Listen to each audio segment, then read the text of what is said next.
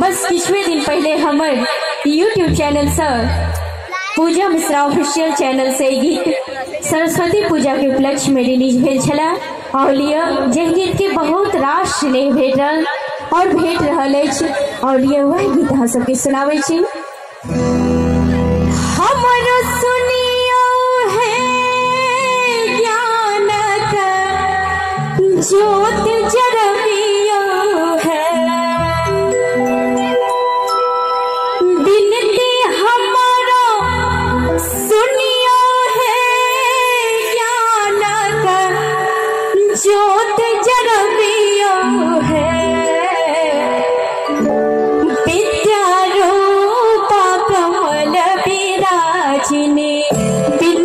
हमारा सुनियो है, विद्या रूपा कमल विराजिनी, बिनती हमारा सुनियो है, हमारा सुनियो है ज्ञान का ज्योत जरबियो है, हमारा सुनियो है ज्ञान का ज्योत जरबियो है, विद्या रूपा कमल विराजिनी, बिनती हमारा सुनियो है, विद्या रूपा कमल विराजिनी, बिनती हमारा सुनियो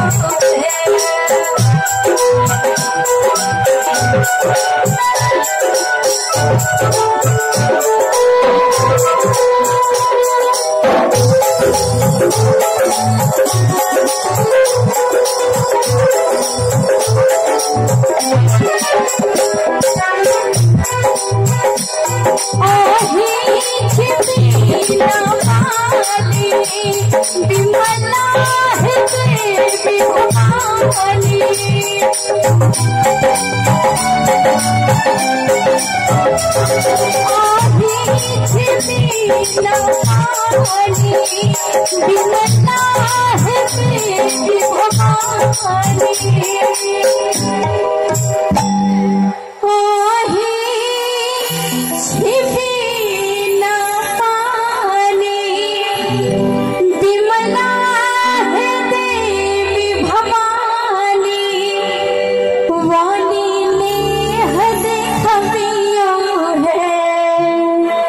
है देवी भवानी, गीतकार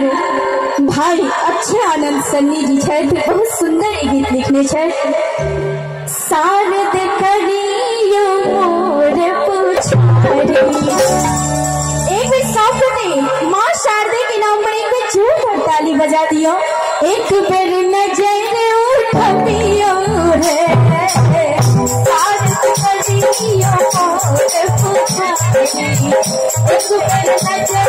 उठबियो रे, बिनती हमारा सुनियो है ज्ञान का ज्योत जरबियो है, विद्या रूपा कमल विराजिनी, बिनती हमारा सुनियो है, विद्या रूपा कमल विराजिनी, बिनती हमारा सुनियो है।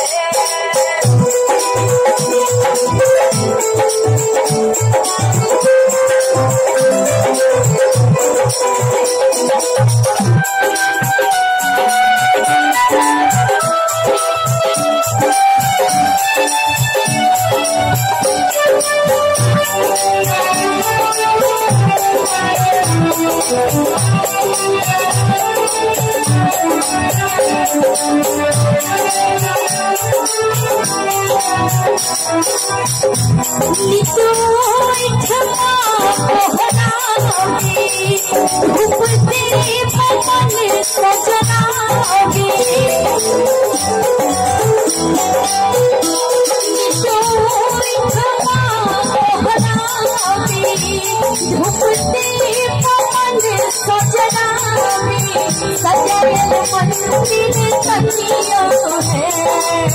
सजायल मंदिर कन्नियों है, सारद कन्नियों पुजारी, एक बेर नजर उठबियो है, सारद कन्नियों पुजारी, एक बेर नजर उठबियो है।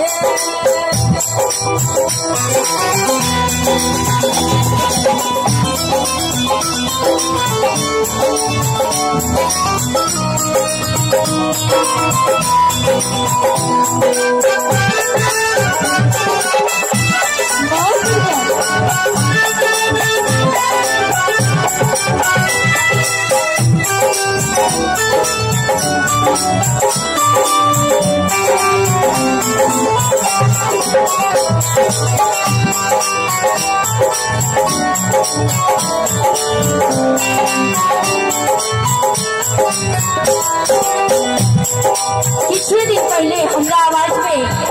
एक और गीत रिलीज भेल छलै, बहन बेटी सनो रे माये अखीन तकबई है, बहन बेटी सनो रे माये अखीन तकबई है, माये अखीन तकबई है, बेकल संग सती जिसने खबई है, माये अखीन तकबई है, बेकल संग सती जिसने खबई है, बहन बेटी सनो रे माये अखीन तकबई है, बहन बेटी सनो रे माये अखीन तकबई है।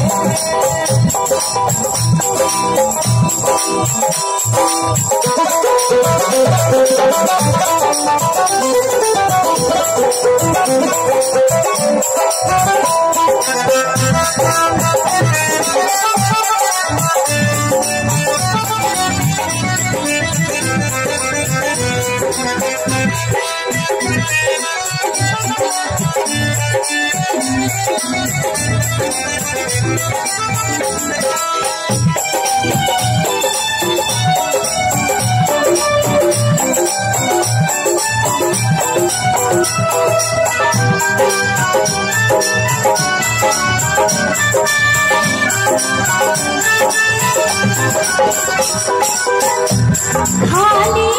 परल फूल डाली तब फूल छिन लटमाली,